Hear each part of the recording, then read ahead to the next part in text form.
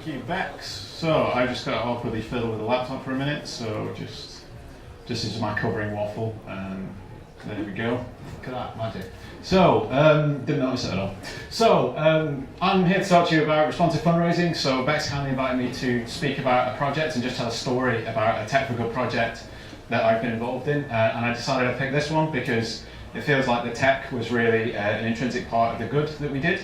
So, for those of you that don't know me, my main thing that I did is set up this thing called Reason Digital, which is a social enterprise. It's been based in Manchester for the last 8 years now.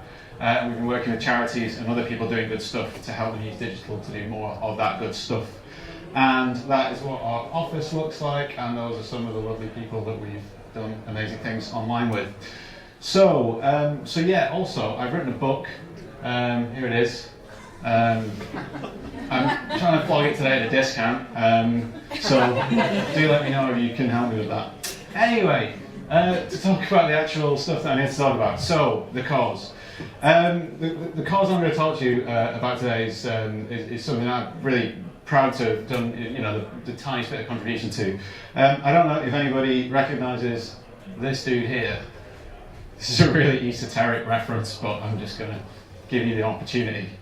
No, okay, well, this might win you a pub quiz one day, I guess, I don't know. So this is Jean-Dominique Bobby, and he was an apparently famous French actor, an editor of the French fashion magazine Elle.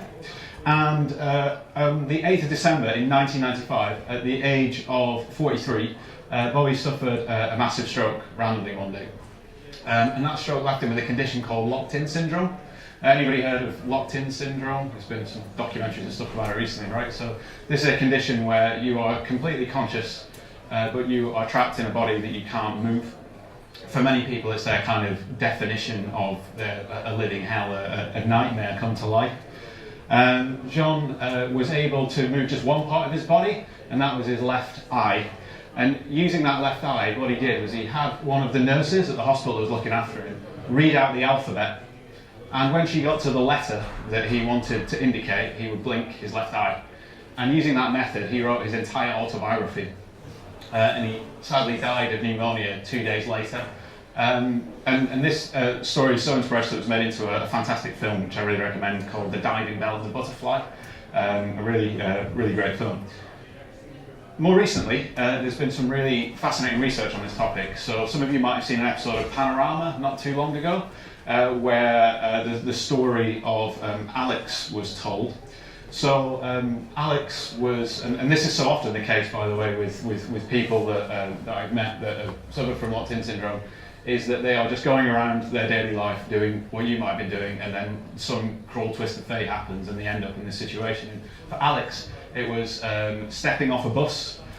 He forgot to get off his bus stop, and he got off the bus whilst it was still moving, and he slipped and banged his head, and he ended up with locked-in syndrome. But unlike Jean-Dominique Bobby, Alex couldn't move anything, not even his left eyelid. He was cared for by a fantastic place called the Royal Hospital for Neurodisability, where he's a resident there. And the staff there have these rooms. They take patients in and they try and stimulate some kind of response or some kind of awareness. The nurses there will, bang objects together to make noises, touch various parts of somebody's body, try and see, absolutely ruthlessly, scientifically, is there any chance of kind of communicating with this person? And sadly for Alex, there wasn't. And they were left wondering, and his mother was left wondering, is Alex still even conscious in there?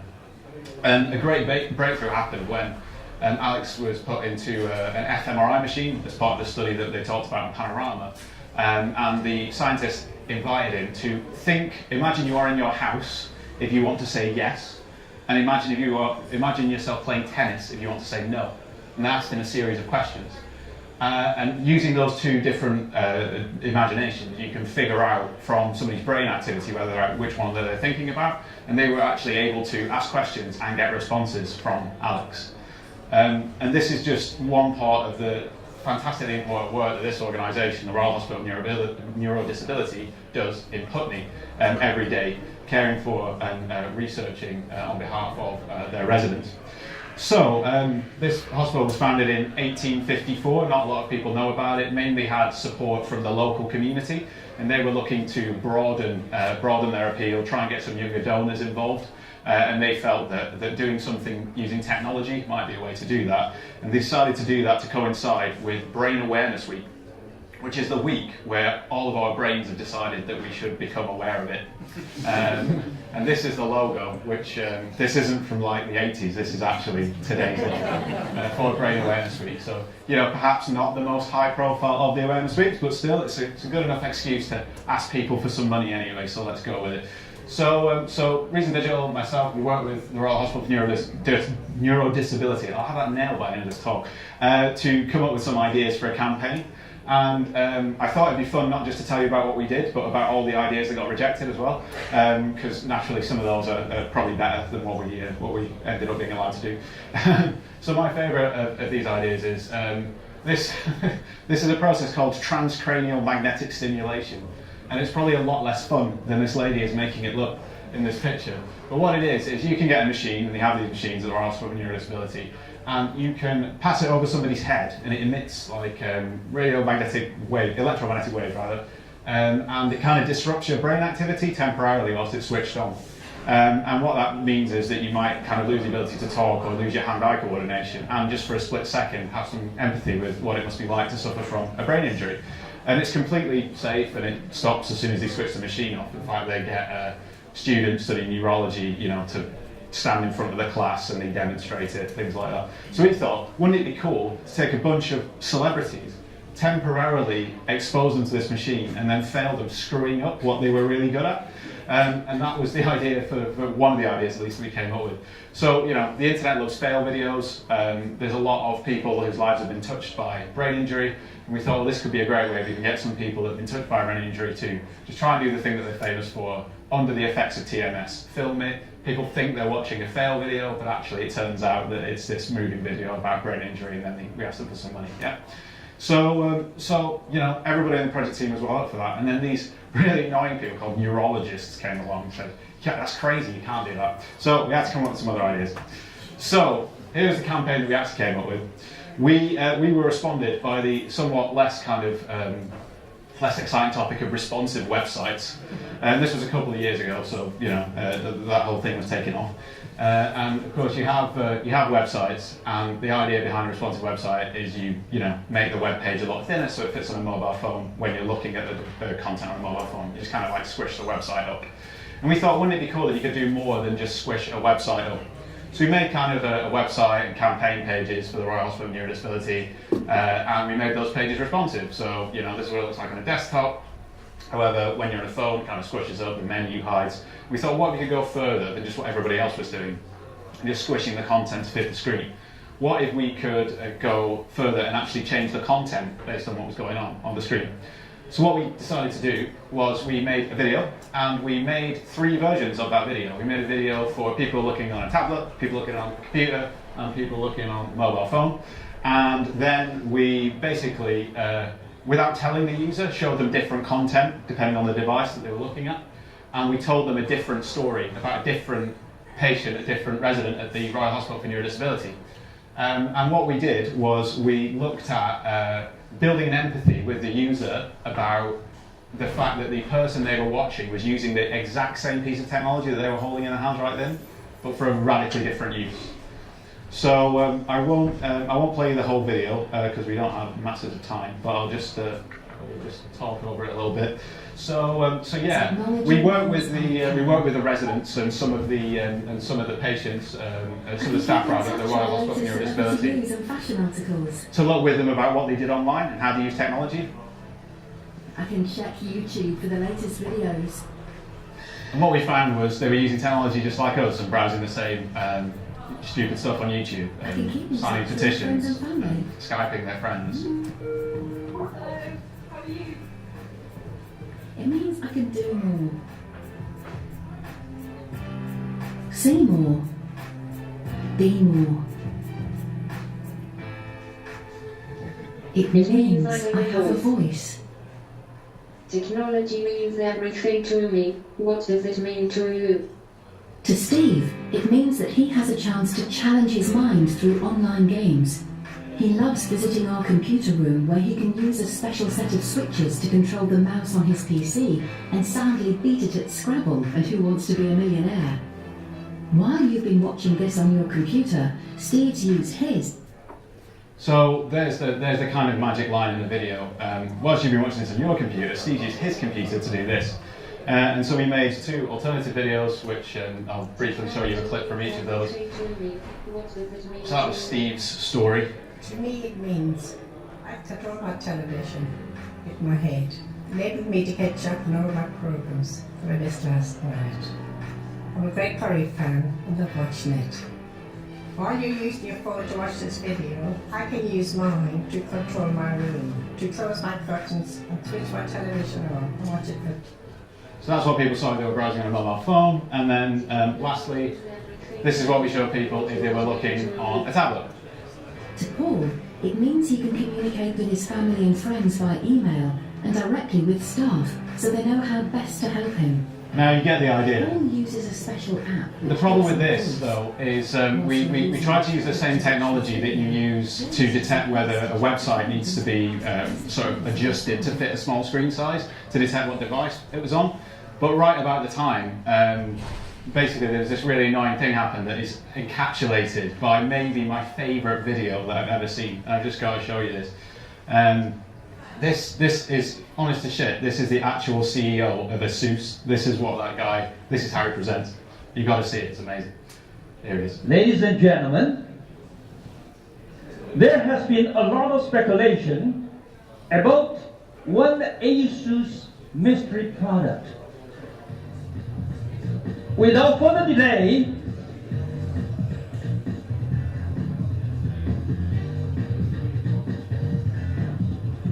is this a pad?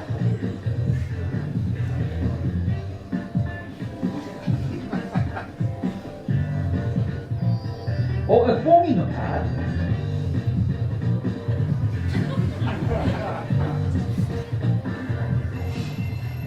Who's calling me?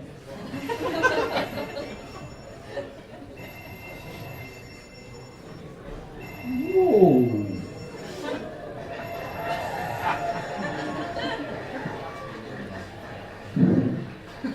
You guys are more important. Steve has to wait.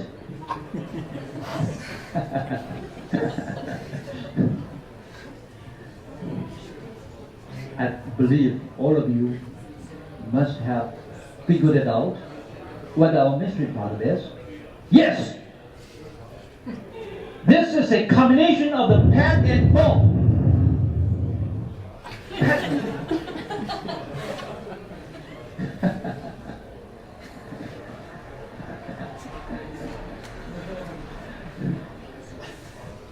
So, this is what kind of messed us up.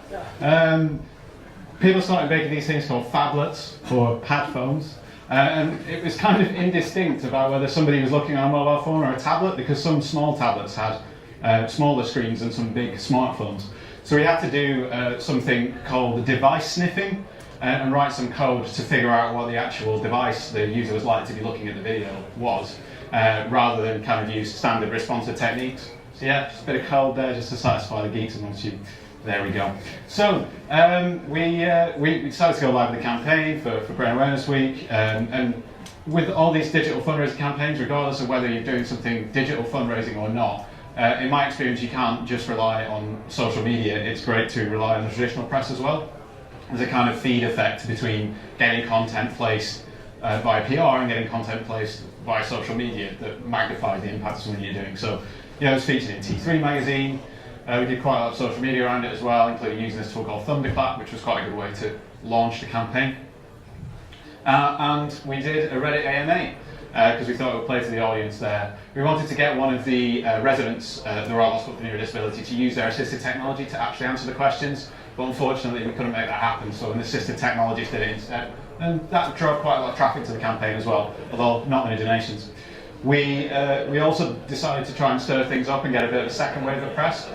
Because we were detecting the devices that people were looking at our kind of emotive fundraising video on, we could also store which devices were giving us money. So I can tell you that in this campaign, Windows users were 32% more likely to donate than Apple users, and on average they give 4% more. So there you go. The result of all this activity was that we managed to beat our target, and we raised 21,084 pence for the Royal Hospital of Neurodisability, and they were able to spend that on assistive technology and delivering training and lessons to people at the hospital in how to use that technology to communicate, sometimes for the first time. We also left them with a whole bunch of technology that they've been using subsequently to do further campaigns, and have done many successful campaigns off the back of that. And we won a Charity Times Award for Best Use of Technology, which was quite nice. And I was so confident that we weren't going to win that, I didn't even bring a jacket, which is quite embarrassing. So, so that's the campaign. And just a quick kind of note, really, on the sort of stuff we're working on now. A lot of my time is spent on this project. So this is another project of Reason Digital. It's called Gone for Good. And Gone for Good is an app you can install on your smartphone, and basically you can take a picture of anything you want to disappear from your life, other than people, just furniture, books, games, DVDs, things like that. And we will connect you digitally to a charity shop, which will pick up that exact thing from where you are. So yeah, we're raising funds using this platform for Cancer Research UK, British Heart Foundation, Sue Ryder, Shelter, Mind. So yeah, if you have stuff in your life you want to get rid of other than people, feel free to download it and check it out. Thank you very much.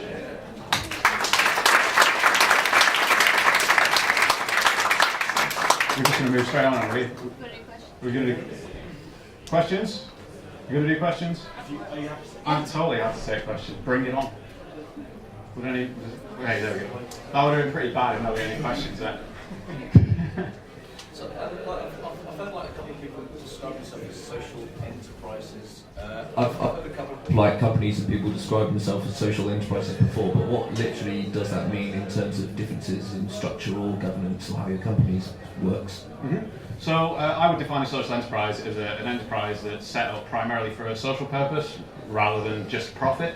But they are organisations that have a dual mission to do social good and to generate profit as well, as distinct from a charity which would just do social good and not make any profit, or a company which just exists to do profit. So kind of a balance. I'm a passionate believer in social enterprises, and I think that actually if we manage to replace more and more commercial businesses with social enterprises, the country will probably be a lot better, and particularly in terms of awarding contracts to, I don't know, people that are running youth detention centres, for example, that are profit-making companies. If we took those out of those people's hands and put them in social enterprises' hands who had a mission to actually try and support young people, then we'd probably get much better public service delivery in this country. So, yeah, just an answer and a rant there. Any other questions? Hi, Viv. Yeah, what's the Tech for Good project that you wish you'd done? What is the Tech for Good project I wish I'd done? Ooh, that's a tough one. I don't even know. I think it's probably something like Just Giving. I remember back at the time before Just Giving, it's like it's one of those things that seems so obvious in retrospect, but actually has generated so many millions for charities. So I think it's probably like, we're kind of busy doing this kind of super geeky stuff and getting really into the detail, but actually sometimes what you just need is somebody to make that big kind of infrastructure play at the right moment, and they really did that. So possibly that. Any other questions? Great, it's probably time to bring on our next speaker then. All right, thanks very much, everybody.